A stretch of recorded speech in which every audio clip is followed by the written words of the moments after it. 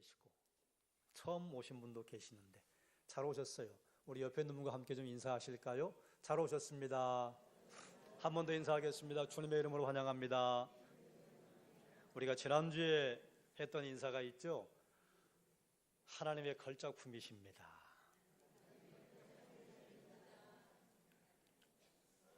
나도 하나님의 걸작품이요, 그대도 하나님의 걸작품이요. 하나님의 걸작들이 모여서 하나님 앞에 예배하는 이 시간, 하나님께서 은혜 충만하게 해주실 줄로 믿습니다. 사랑하는 여러분, 먼저는 우리의 몸을 하나님 앞에 거룩한 산 제물로 드림이 선행될 때에 그때 하나님과 우리 사이에 길이 열리고 그 가운데 아름다운 교제가 생길 줄로 믿습니다. 주께서 주의 보혈로 우리를 정결하게 해주시기를 주의 이름으로 축원합니다. 하나님께서 이 시간 성령 충만하게 해주시기를 주님의 이름으로 축원합니다. 오늘 함께 나누려고 하는 말씀의 제목이 주님의 흔적입니다. 두 가지 의미가 있습니다. 흔적이 어떤 의미를 갖는지 그것은 말씀을 선포하면서 함께 나누도록 하겠습니다. 지난주에 우리가 2017년도 교회 표호를 생각을 해봤어요. 그래서 올 한 해 부모가 자녀를 제자 삼는 일이 교회에서, 가정에서 얼마나 신실하게 진행이 되었는가, 가정 예배를 점검하고 또 정오 기도회를 점검하는 시간을 가졌습니다. 제자 삼는다고 하는 것은 하나님의 고유 권한이었습니다. 그리고 지금도 역시 하나님의 고유 권한이고 앞으로도 하나님의 고유 권한일 것입니다. 왜냐하면 최고의 선생, 최고의 지혜자가 하나님이시기 때문에 우리가 이 땅에서 지혜의 파편과 지식의 파편을 가지고 학자연하는 것은요, 그건 하나님께로부터 온 것입니다. 우리의 이성도, 우리의 논리도, 우리의 지혜도, 우리의 지식도 하나님께로부터 온 거예요. 그러므로 가르치는 것은요, 우리 하나님의 특별한 고유 권한인데, 하나님께서 아담을 가르치시고 그리고 아브라함을 부르신 다음에 하나님의 고유 권한을 아브라함에게 주셨어요. 이것은 또 예수님께서 제자들을 부르신 다음에 제자들과 마지막 작별의 시간을 이 땅에서 하실 때에 그때 제자들에게 주신 사명입니다. 너희는 가서 모든 민족을 제자로 삼아서 성령의 세례를 주고 내가 너희에게 분부한 모든 것 가르쳐 지키게 하라. 이것은 제자들에게 주신 주님의 특별한 고유 권한이었습니다. 아브라함이 이 명령을 받은 곳이 마므레였어요. 마므레는 자녀에게 하나님의 말씀을 가르쳐 지키게 해서 강대한 나라 만들고 복의 근원 되도록 하라 하신 사명을 받은 장소입니다. 마므레는요, 하나님이 아브라함을 부르신 다음에 가나안 땅에 들어와서 하나님을 처음 만난 장소, 그리고 가나안의 거점을 삼았던 장소, 아브라함이 평생 마므레 헤브론을 중심으로 움직였습니다. 그와 마찬가지로 부모가 자녀를 제자 삼는 것은요, 우리가 하나님을 만난 처음 장소, 우리의 인생의 여정이 시작되는 처음 장소, 우리가 평생 거점 삼고 살아가는 장소, 가정이잖아요. 그 가정에서 부모는 자녀를 제자 삼는 하나님의 거룩한 권한, 하나님의 사명을 우리가 받은 거예요. 그러므로 모든 부모님에게는요, 그 자녀를 주의 교훈과 훈계로 양육하되 노엽게 하지 말고 주의 말씀으로 양육하라고 하는 사명을 받은 분들이다, 그 말이에요. 그럼 이제 우리는 2018년도에 또 앞으로 우리 교회가 어떤 사명을 가지고 달려갈 것인가 하는 것을 오늘 미리 한번 말씀을 드리고, 우리가 주의 오심 구주 강림 12월 성탄의 계절 아닙니까? 주님의 오심을 마음에 새기고 우리의 신앙을 점검해 보려고 합니다. 우리가 모두 예수 그리스도를 믿는 사람이에요. 그러면 그리스도인은 어떤 사람입니까? 제가 방금 말씀드렸다시피 예수 그리스도를 주인으로 영접한 사람들이죠. 이것을 또 다른 말로 그리스도를 따르는 자들이다. 그리스도를 따르는 자를 또 다른 말로는 그리스도의 제자다. 이것을 갈라디아서 2장 20절에서는요, 주가 내 안에 사신다. 우리가 그리스도를 믿는 믿음 안에서 산다 설명을 하고 있습니다. 그러므로 그리스도인이란 그리스도가 내 안에 사시는 사람. 그런데 그리스도가 내 안에 어떤 모습으로 사셔요? 성령의 모습으로 사세요. 우리가 예수 그리스도를 영접한 다음에요, 그 즉시 성령께서 우리에게 임재하시는데 성령께서 내 안에 계시는 것을 주가 사신다 이랬다 그 말이에요. 그러므로 성령이 내 안에 계시는 것은 성부 하나님이 내 안에 계시는 것이요, 성자 하나님이 내 안에 계시는 것이요, 삼위일체 하나님이 내 안에 계시는 것을 성령이 임재하셨다, 주님이 내 안에 계신다, 이렇게 표현을 한 것입니다. 제자는요, 스승의 뒤를 따르는 자입니다. 그럼 우리가 그리스도의 제자라고 한다면 어떻게 주님의 뒤를 따를까요? 레위기 19장에 주님께서, 하나님께서 이스라엘 백성들에게 말씀하셨어요. 내가 거룩하니 너희도 거룩하라.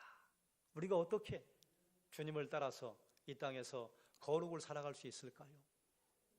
다른 것이 아니라 주님께서 하신 대로 우리가 걸어가면, 그럼 우리는요, 그리스도의 제자로 거룩한 삶을 살 수 있을 것입니다. 우리가 읽은 본문이요, 35절, 주님께서 이 땅에서 하신 사역을 간단하게 알려주고 있는 본문이에요. 함께 화면을 보고 읽어보겠습니다. 회당에서 가르치시며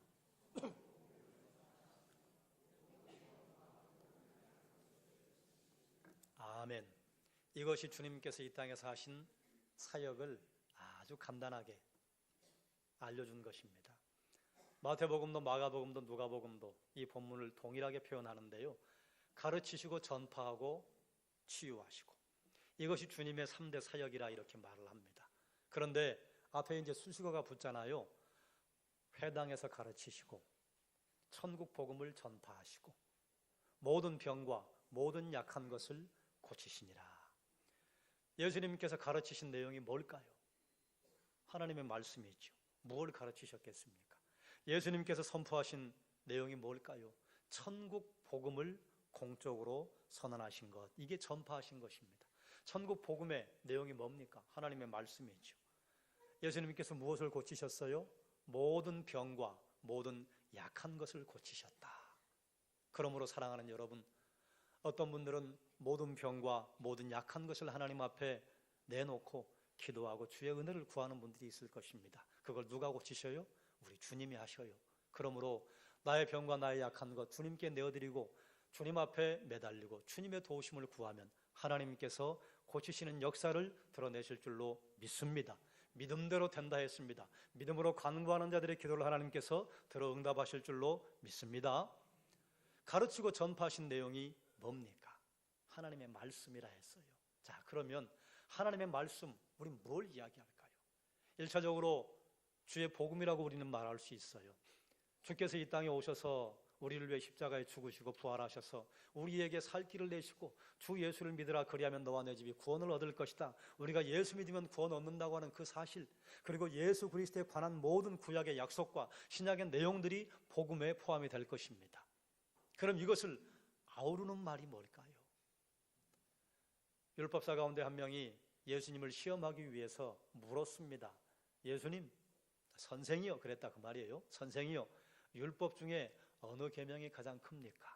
그때 예수님께서 신명기 6장과 레위기 19장에 있는 말씀을 조합해서, 그래서 이것이 율법과 선지자의 강령이다 말씀하셨어요. 마태복음 22장 37절부터 40절입니다. 함께 읽겠습니다. 예수께서 이르시되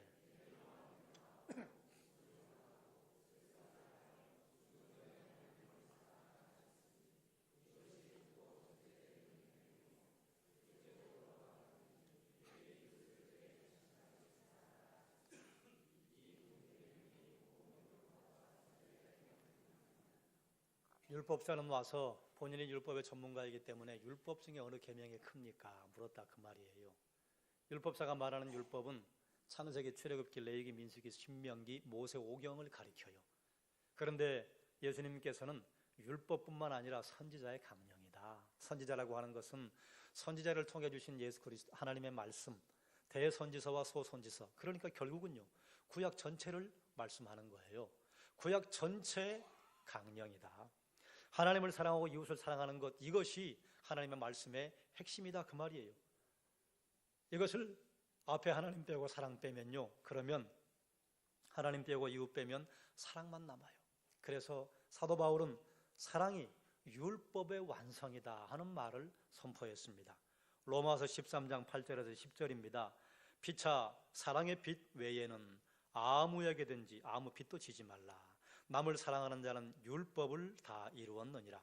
간음하지 말라, 살인하지 말라, 도둑질하지 말라, 탐내지 말라 한 것과 그 외에 다른 계명이 있을지라도 내 이웃을 내 자신과 같이 사랑하라 하신 그 말씀 가운데 다 들었다.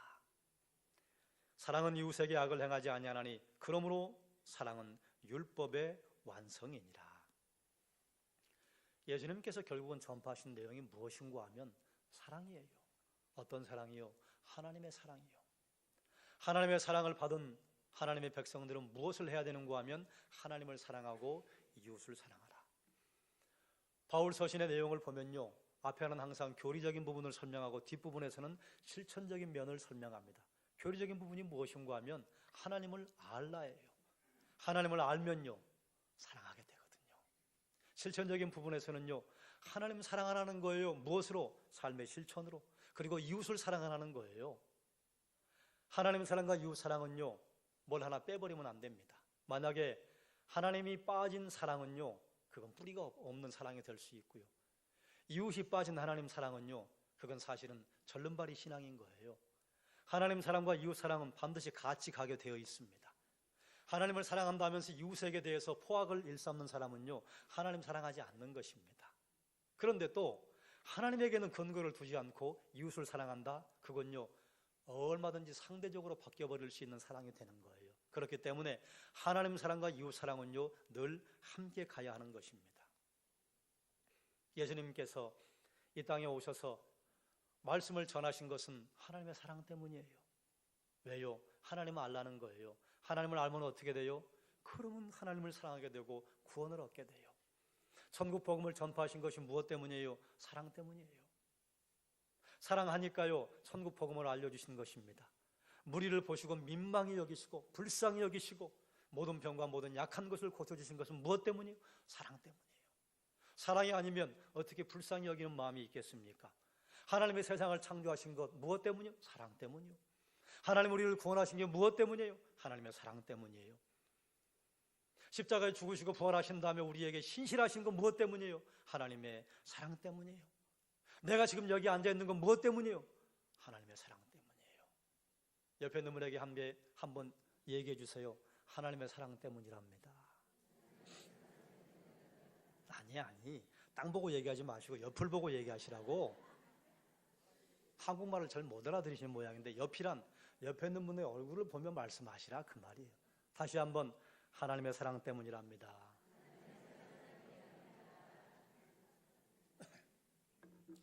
내가 이 땅에 숨쉬고 있는 건 하나님의 사랑 때문이에요. 하나님 나에게 의식주를 주시는 건 하나님의 사랑 때문이에요. 이 자리에 앉아있는 건 하나님의 사랑 때문이에요. 어떤 분은 건강하게 이 자리에 와서 앉아 계시지만 어떤 분은요 이 자리에 오기까지 얼마나 많은 시간을 얼마나 많은 정성을 들여서 이 자리에 왔게요. 하나님의 사랑 때문이에요. 하나님의 사랑 때문에 이 자리에 앉아있는 것입니다. 예수님께서 회당에서 가르치시고 천국 복음을 전파하시고 모든 병과 모든 약한 것을 고쳐주신 것 하나님의 사랑 때문에, 그 주님을 닮아서 우리가 이 땅에서 누군가에게 말씀을 가르친다면요 그건 하나님의 사랑 때문이에요. 우리가 누군가에게 천국 복음을 전파한다면 그건 하나님의 사랑 때문이요, 누군가 병든 것과 약한 것을 보고 우리가 돌봐주고 그리고 섬겨준다면 그건 하나님의 사랑을 받은 우리가 하나님의 사랑을 드러내는 것이라.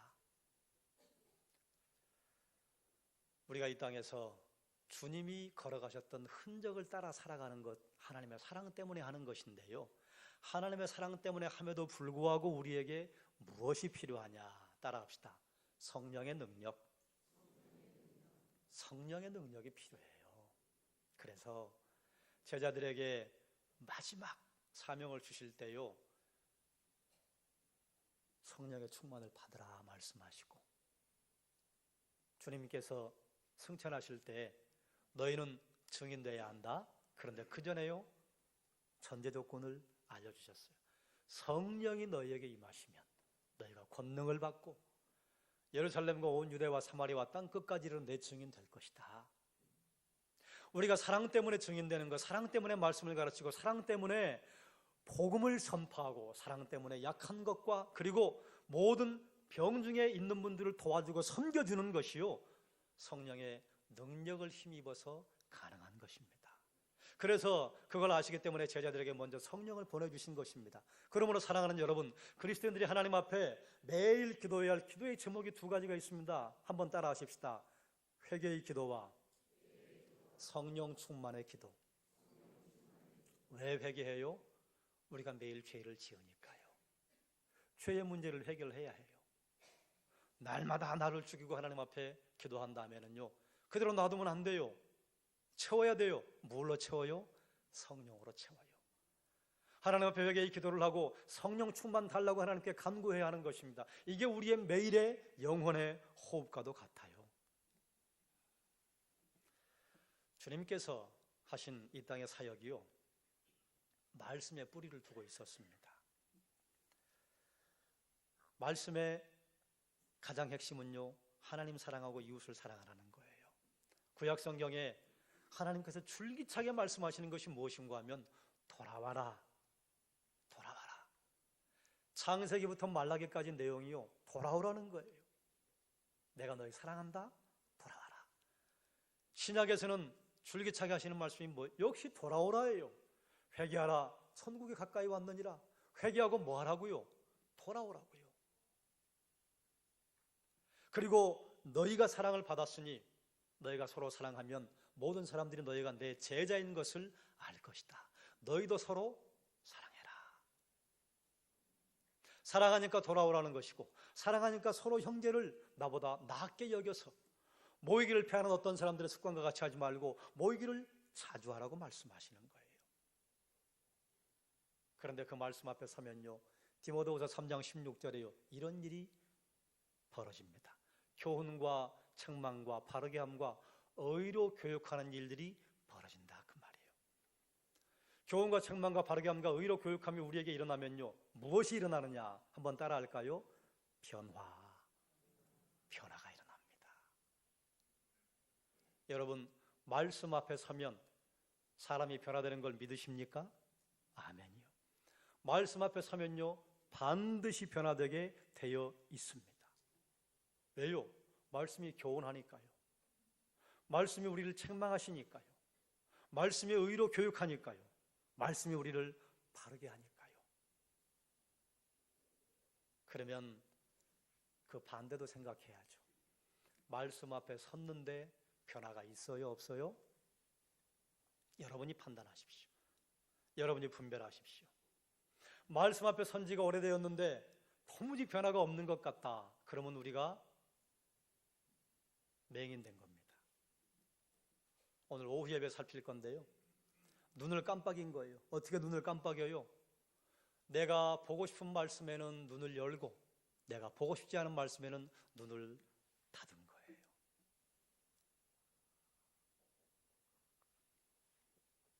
여기 운동 잘 하시는 분들이 계시죠? 여기 반갑게도 제가 잘 알고 있는 미래 골프 선수가 하나 와서 앉아 있어요. 가르쳐 줄 때 어때요? 어떤 거는 하고 싶고 어떤 건 하고 싶지 않아. 아유, 코치가 가르쳐 주는데 내가 좋아하는 거 그것만 하게 하면 좋겠는데 하기 싫은 것도 하게 한다, 그 말이에요. 그런데 내가 하기 싫은 것만 하면, 아니 내가 하고 싶은 것만 하면 그러면 건강하고 유능한 선수가 될 수 있습니까, 없습니까? 불가능합니다. 내 입에 맞는 음식이 있어요. 내가 먹고 싶은 음식만 먹으면 그러면 건강하게 영양을 유지할 수 있습니까, 없습니까? 그걸 편식이라고 합니다. 왜 변화가 없느냐? 말씀을 편식하면 변화가 없어요. 때로 말씀은요, 나에게 위로와 격려도 주지만요, 내 심령 저 깊은 곳을 너무너무 예리하게 베낼 때도 있습니다. 그런데 그건 싫어요. 그래서 그 말씀에 눈을 감아요. 내 마음에 위로를 주고 격려를 주고 희망을 주는 말씀 앞에는 아이고 좋다, 아이고 좋다. 그리고 계속 그걸 편식하면 그러면 건강하게 자라겠냐, 그 말이에요. 말씀을 편식하면 변화가 일어나지 않습니다. 그래서 참된 변화를 경험하고 능력 있는 그리스도인으로 살기 위해서는요, 말씀이 내 심령 골수를 찔러 쪼개려고 할 때에 그 자리에 서 있어야 합니다. 말씀이 우리의 심령을 꿰뚫으면요, 우리의 생각이 하나님의 생각으로 바뀌어요. 우리의 생각이 하나님의 생각으로 바뀌면요, 생각의 틀이 바뀝니다. 생각의 틀이 바뀌는 걸 뭐라고 그래요? 그걸 세계관이라고 그래요. 그걸 또 다른 말로 전제라고 합니다. 똑같은 사건과 똑같은 상황을 보는데요, 어떤 전제를 가지고 보느냐에 따라서 결론 달라요. 세상의 시각을 가지고 어떤 사건을 보면요, 세상 사람들의 결론을 내립니다. 그런데 하나님의 눈, 하나님의 시각, 성경의 안경을 끼고 보면요, 똑같은 현상인데요, 결론이 달라요. 여러분 이해하시죠? 우리의 생각이 하나님의 생각으로 바뀌는 생각의 틀에 변화하는 그 중간에 무엇이 있느냐? 말씀이 자리를 잡고 있어요. 그러므로 사랑하는 여러분, 말씀이 여러분에게 다가올 때가 있죠. 말씀을 보신 분들은 경험하셨을 거예요. 말씀이요, 나를 붙잡고 놔주지 않을 때가 있습니다. 말씀이요, 내 눈물샘을 터뜨려 버릴 때가 있습니다. 말씀이 내 심령을 막 갈갈이 찢을 때가 있어요. 때로는 그 말씀이요, 나를 하늘 높은 곳까지 인도할 때가 있어요. 하나님의 말씀이 여러분에게 다가올 때요, 그 자리를 지키십시오. 말씀이 여러분을 수술하도록 말씀 앞에 도망가지 마십시오. 말씀이 여러분의 심령에 부담을 줄 때가 있죠. 부담을 줄 때요, 눈 감지 마세요. 눈 뜨고 거기 서 계세요. 말씀이 여러분에게 어떤 부담감을 준다면요, 그 말씀을 시행하십시오. 변화는 그때 일어납니다. 경건의 능력은 그때 일어나는 거예요. 여러분, 이웃을 사랑하라고 하는 하나님의 말씀을 모르는 사람은 누가 있어요?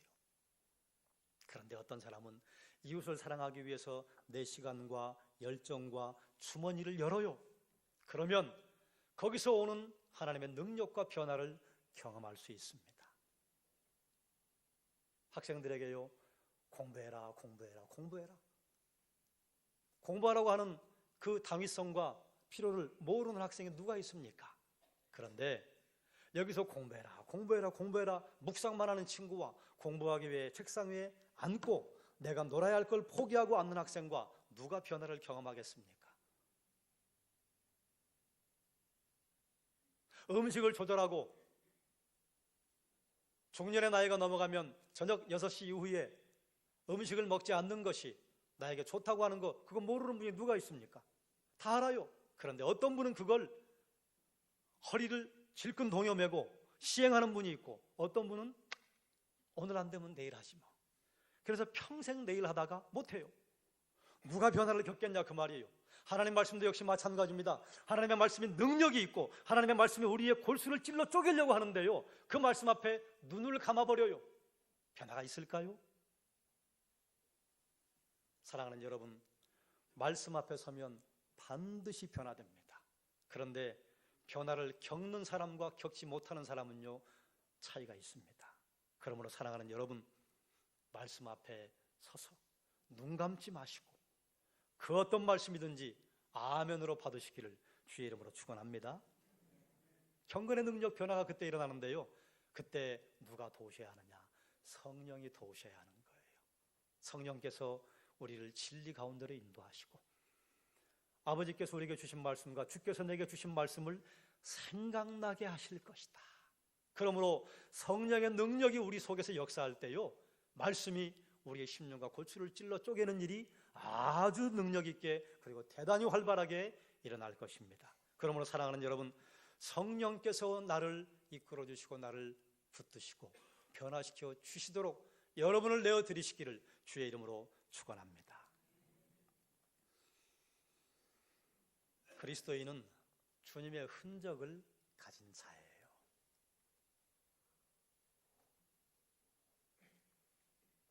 그리스도의 제자로 능력 있는 삶을 살기 위해서 우리는 어떻게 하면 되는가? 주님의 흔적을 따라가면 됩니다. 그런데 그 흔적에 제가 두 가지 의미가 있다고 그랬어요. 여러분, 예수 그리스도를 구주로 영접했다면 우리는 흔적을 가진 자요. 사도 바울이 노년에 이렇게 선포했어요. 갈라디아 6장 17절에요. 이후로는 누구든지 나를 괴롭게 하지 말라. 내가 내 몸에 예수의 흔적을 지니고 있노라. 여러분, 만약에 우리가 사도 바울을 이 땅에서 만나서 사도 바울과 함께 목욕탕을 갔다면요, 우린 사도 바울에게서 예수의 흔적을 볼 수 있을 거예요. 40의 감암배를 3번 맞고 태장에, 그러니 그 엉덩이요 볼기짝이 다 문드러졌을 거예요. 그게 예수의 흔적이요. 한 번은 돌에 맞아 죽을 뻔했어요. 아니, 다 죽었어요. 다 죽은 줄 알고 루스에 있는 형제들이 갖다 버렸어요. 그런데 살아가지고 다시 돌아왔어요. 여러분, 돌 맞은 사람이 얼굴이 맨질맨질하고 온몸에 맨질맨질할 수 있습니까? 여기저기 파인 흔적이 있을 거예요. 그게 예수의 흔적이요. 바울이 이렇게 말하는 것은요, 나 예수의 흔적이 있는 사람입니다. 그래, 누구든지 이후로는 나를 괴롭게 하지 마시기 바랍니다. 나는 예수 때문에 달려왔고, 나는 예수 때문에 핍박과 고난을 달게 받았던 사람입니다. 바울이 그리스도를 위해 받은 고난과 핍박이 흔적이요. 여러분, 예수 믿는다고 하는 것 때문에 여러분에게도 흔적이 있으시죠? 여러분 마음의 흔적이 있고, 또 때로는 안타깝지만 여러분 몸의 흔적이 있는 분들이 있을 거예요. 그게 흔적이요. 그런데요, 이 흔적이라고 하는 원래 의미가 뭔지 아세요? 헬라어로 스티그마라고 해요. 스티그마는 무엇이냐? 내가 양과 소를 가지고 있는데 서로 방목해요. 그런데 섞이면 누구 건지 몰라요. 그래서 소유권을 표시하기 위해서 엉덩짝에 불도장을 찍는 게 그게 흔적이요. 노예를 샀는데 이 노예는 내 겁니다. 그래서 몹쓸 짓을 노예에게 해서 이 노예는 내 겁니다. 그래서 그 소유를 표시하기 위해서 찍는 것이 어깨 불도장이요. 이게 흔적이요. 우리에게 불도장인데 그게 뭔지 아세요? 요한계시록은 그것을 성령으로 인치셨다. 인치셨다가 스티그마예요. 성령의 불도장을 확 찍었다 그 말이에요. 그래서요, 이건 무엇을 의미하느냐? 따라하십시다. 하나님의 소유. 여기 찍혔어요. 우리는 하나님의 소유예요. 그래서 어떤 일이 일어나느냐? 여러분, 우리가 주님의 보호자 앞에서 마지막 심판대에 섰을 때요, 우리 심판 받을까요? 안 받을까요? 받습니다. 헷갈리면 안 돼요. 심판 받아요. 왜요? 예수 믿는 우리나 예수 믿지 않는 불신자나 죄 똑같이 지어요, 안 지어요? 똑같이 지어요. 그런데 죄질은 달라요, 같아요? 달라요. 그런데 누구 죄가 더 큰 줄 아세요? 믿는 자의 죄가 더 큽니다. 왜 그럴까요? 알고도 죄를 지으니까. 한정치산자와 금치산자와 미성년자가 법의 보호를 받는 게 무엇 때문인 줄 아세요? 아직 인지하고 실행할 만한 능력이 안 됐다고 인정하니까 법의 보호를 받는 거예요. 성인인 법의 보호 받지 않습니다. 여러분, 저같이 평범한 사람하고 막 하늘을 날아다니는 태권도 사범하고 싸움이 붙었어요. 그럼 누구의 죄가 더 중한 줄 아세요? 유단자의 죄가 더 중합니다. 제 손은 손인데요, 그 사람의 손은 무기예요. 예전에 우리가 죄를 몰랐을 때는요, 이게 죄인 줄 몰랐을 때는 용서가 될 수 있다 그 말이에요. 근데 죄가 죄인 줄 알면서 계속해서 짓는다면요, 그건 죄질이 악한 거예요. 그래서 심판이 어디서 실행된다고요? 교회 안에서 먼저 심판이 실행이 됩니다. 똑같이 하나님의 보호자 앞에 섰을 때요, 제가 주님 보호자 앞에 서면요, 저는 지금도 생각하면요, 어떻게 설까? 왜요? 제가 지은 죄가 너무 많기 때문에. 지옥에 해당하는 판결을 얻습니다. 그런데 그때 은혜가 선포돼요. 어떤 은혜요? 아버지, 박상규요, 죄 많이 졌습니다. 죄인입니다. 그런데 제가 제 소유로 불도장 찍었습니다. 제가 십자가에서 제 피값을 주고 샀습니다. 그래서 구원받는 거예요. 그게 소유요. 우리가 성령이 내 안에 들어오신다고 하는 것은요, 성령께서 불도장을 찍는다는 것입니다. 그러면 이게 무엇을 의미하느냐? 나는 주님의 종입니다. 나는 주님의 노예입니다. 종은요, 주인에게 순종만 있을 뿐입니다. 종은요, 주인이 생살 여탈권을 가지고 있는 게 종이요. 그러니 우리가 주님의 종이다, 예수 그리스도를 나의 주인으로 부른다고 하는 것은요, 내가 그렇게 순종하겠습니다 라고 하는 의미가 함께 들어있는 것입니다. 주님의 흔적을 가진 자는요, 주님의 흔적, 여기서 말하는 흔적은요, 주님의 발자국이에요. 주의 발자국을 따라가는 거예요. 사랑하는 여러분, 주님의 흔적을 따르는 것은요, 승리의 길입니다. 그런데 핍박도 함께 받습니다. 주님의 흔적을 따라가는 것은요, 능력의 길입니다. 그런데 고난도 함께 받습니다.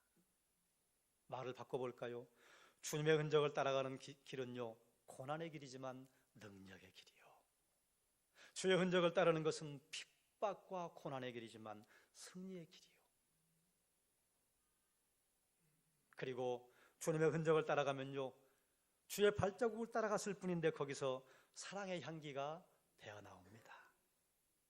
그럼 주의 흔적을 따라가는 것은요, 이건 시간 가는 대로, 그저 발길 닿는 대로 이렇게 신앙생활에서 이루어지는 게 아니에요. 어떻게 이루어지느냐? 따라합시다. 훈련으로 이루어집니다. 그래서 우리 교회는요, 주님의 흔적을 평생의 사명으로 정하고 달려갈 것입니다. 한번 따라하시기 바랍니다. 그리스도를 따르고 가르치고 전하며 서로 사랑하는 제자 공동체. 이제 우리 교회는 이것을 우리 교회의 평생의 사명으로 알고 달려갈 것입니다. 매년 실천사항은 바뀌겠으나 이것이 우리 교회의 평생의 사명이요. 왜요? 주님께서 하신 거 따라가자고 하는 거예요. 주님의 제자이기 때문에 주님을 따라가는 것입니다. 그리스도를 생명의 주인으로 만났기 때문에 그리스도를 가르치는 것입니다. 내가 주님 만나서 주님이 주시는 능력과 영광을 경험했기 때문에 주님을 전하는 것입니다. 주님의 사랑을 내가 받았기 때문에 서로 사랑하자는 것입니다. 그리스도를 따르고 가르치고 전하며 서로 사랑하는 제자 공동체. 우리는 이 사명을 우리의 것으로 알고 달려갈 것입니다. 사랑하는 여러분, 주의 흔적 따르는 것이요, 훈련이 아니고서는 불가능해요. 말씀으로 훈련하고 기도를 훈련하고 예배를 훈련하고 그리고 함께 제자로 자라가는데 훈련하는 자리에 여러분이 함께 동참했을 때에 그때 우리에게 변화가 나타나고 변화가 일어나는 그리스도인이 있는 자리에요, 경건의 능력과 성령의 능력이 드러나는 것입니다. 말씀의 뿌리를 받고 성령을 의지해서 말씀의 역사와 성령의 역사가 함께 있는 교회, 그리고 말씀의 역사와 성령의 역사를 사모하고 달려가는 성도들이 모인 교회, 우리는 성도교회를 그렇게 만들어 가기로 합니다. 그러므로 사랑하는 여러분, 예배에요, 여러분 참석해도 되고 안 해도 되고, 내가 말씀을 봐도 되고 보지 않아도 되고, 기도를 해도 되고 하지 않아도 되고, 그거 아니에요. 예배에 중심을 다해서, 그리고 하나님 앞에 최선을 다해서 나를 거룩한 산제물로 드리고, 말씀 앞에 서서요, 말씀이 나를 쪼개려고 할 때에 눈 감지 말고 그 자리에 서 있는 게 말씀의 훈련이요. 기도는요, 하나님 앞에 모여서 함께 기도하는 것, 기도의 자리에 나오셔야 해요. 새벽 기도에 나오고 금요 기도에 나오고, 그리고 남녀 전도회가 목장에 모여서 기도할 때 그 기도의 자리에 나와서 함께 기도를 할 때에 그때 기도가 내 것이 되고 기도가 유창한 것이 되는 것입니다. 이미 장로님들과 2년 전에 제자 훈련을 했고, 작년에 안수 집사님과 제자 훈련을 했고, 그리고 심흥 권사님들과 지난주 수요일까지 제자 훈련을 했습니다. 요건 세미 제자 훈련이에요. 이제 2018년도부터는 본격적인 제자 훈련을 교회 사적으로 여러분들에게 요청을 할 것입니다. 제가 몇 주 전에 말씀드렸죠. 저는 여러분이 자발적으로 기도에도 나오시고 자발적으로 예배도 나오시고 그걸 원하는 사람이에요. 그런데 6년을 기다렸더니 자발적으로 안 나오시더라고. 그래서 나와야 합니다 흔들었더니 웬걸 나오시더라고요. 그래서 제가 그때 이런 말을 했습니다. 걱정하지 마십시오. 제가 달달 볶아드릴 테니까 이제는 제가 여러분 기다리지 않고 찾아가서 할 테니까 여러분 그리하시고 함께 신앙생활 하자고 말씀드렸고, 여러분은 즐거운 마음으로 정신없이 거기에 예라고 말씀하셨어요. 그러니까 이제 여러분 말씀을 적당히 봐서는 안 됩니다. 말씀을 뚫어질 것처럼. 그래서 제가 예전에 썼던 표현이 그거잖아요. 하가. 말씀을 묵상한다고 하는 것은 사자가 먹잇감을 잡아서 그 먹잇감에 뼈다귀까지 핥아먹는 것, 그게 하가예요. 말씀을 내가 놓지 않겠다고, 내가 이 말씀을 만약에 놔버리면 굶을 것처럼 간절하고 그리고 하나님 앞에 절실한 마음으로 말씀을 먹는 것, 그게 묵상이에요. 말씀을 그렇게 먹어야 합니다. 기도요, 기도 외에는 이런 데가 나갈 수 없다고 하셨잖아요. 기도하지 않고 그리스도인이 살아간다고 하는 것은요, 영적 호흡 없이 살아가는 것과 똑같습니다. 그래요, 여러분, 물론 여러분이 가정에서 기도하는 줄로 알아요. 그런데 가정에서 기도하는 분은요, 공적인 기도의 자리에 나옵니다. 공적인 기도의 자리에 나오지 않으면요, 거의 대개 가정에서 기도를 못합니다. 왜 그럴까요? 기도가 본능이 안 됐기 때문에요. 기도가 습관이 되지 않았기 때문에요.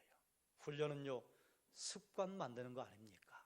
그래서 어떤 자세에서 휘둘러도 그 자세가 나오도록 하는 것, 습관되면 그게 가능해요. 말씀의 습관, 기도의 습관, 예배의 습관, 그리고 성경 공부의 습관, 여러분 이제는 좀 더 적극적으로 열심히 참석하도록 여러분에게 권유하겠습니다. 그러니 여러분도 성령을 의지하고 기도하고 서로 사랑하고 그리스도를 따르고 가르치고 전하고 하나님의 사랑으로 우리가 하나 되는 공동체를 만들어가는데 힘을 합해 주시기를 주의 이름으로 부탁을 드립니다. 말씀을 정리하겠습니다. 그리스도인은 어떤 사람이요? 그 안에 그리스도가 사시는 사람이요, 그리스도를 따르는 자요, 그리스도의 제자요, 주님의 흔적이 있는 자요. 불도장 찍었다 그 말이요. 성령의 도장을 찍었어요. 우리요, 막 섞여 있어도 우리 주인께서 너무 잘 아세요. 왜요? 도장 찍어 놨으니까. 주님의 흔적, 주님의 스티그마를 가진 자는요, 주님의 발자국을 따라가는 자요. 제자는 스승을 따라갑니다. 우리 스승께서 하셨던 것이 뭐예요? 회당에서 가르치시고 천국 복음을 전파하시고 모든 병과 모든 약한 것을 고치신 분이라. 그래서 우리 교회는 이제 그것을 평생의 사명으로 알고 주님의 사역을 따라갈 것입니다. 화면을 한번 보시고 같이 읽겠습니다. 그리스도를 따르고 가르치고 전하며 서로 사랑하는 제자 공동체. 이것은 말씀의 뿌리를 박습니다. 성경 말씀과 성령을 의지해서 변화된 그리스도인으로 서로 사랑하는 공동체를 만들어가는데 여러분 함께 동참해 주시기를 주의 이름으로 축원합니다. 우리는 주님의 흔적을 가진 자들이요, 주님의 흔적을 가진 자는 주님의 뒤를 따르는 자요, 주님의 소유라 그 말이에요. 주님의 소유답게 능력 있는 제자 공동체를 이루어가는데 함께 걸어갑시다. 함께 주의 뒤를 따라갑시다. 함께 하나님의 능력의 종들로 쓰임받읍시다. 주께서 우리에게 성령의 충만을 주셔서 서로 사랑하는 제자 공동체, 성도교회 만들어가게 해주시기를 주의 이름으로 축원합니다. 기도하겠습니다. 하나님, 우리는 주님의 흔적을 가진 자입니다. 주님의 불도장이 찍힘받은 자들입니다. 성령으로 인침받은 자들입니다. 그러므로 주의 흔적을 가진 자로 주의 뒤를 따르는데 우리를 붙들어 주옵소서. 성령 충만 허락하여 주시옵소서. 그리하여 우리 성도교회가 그리스도를 따르고 가르치고 전하며 서로 사랑하는 제자 공동체로 세워지게 하여 주셔서 하나님을 사랑하고 이웃을 사랑하는 그리스도의 몸으로 역할을 감당하기에 부족함 없게 해주시기를 원합니다. 사랑하는 하나님의 백성들에게 하나님께서 은혜를 더하시고 하나님 말씀과 기도와 예배가 훈련되어서 하나님 앞에 말씀이 습관되고 기도가 습관되고 예배가 습관되게 하여 주시옵소서. 예수님의 이름으로 기도드리옵나이다.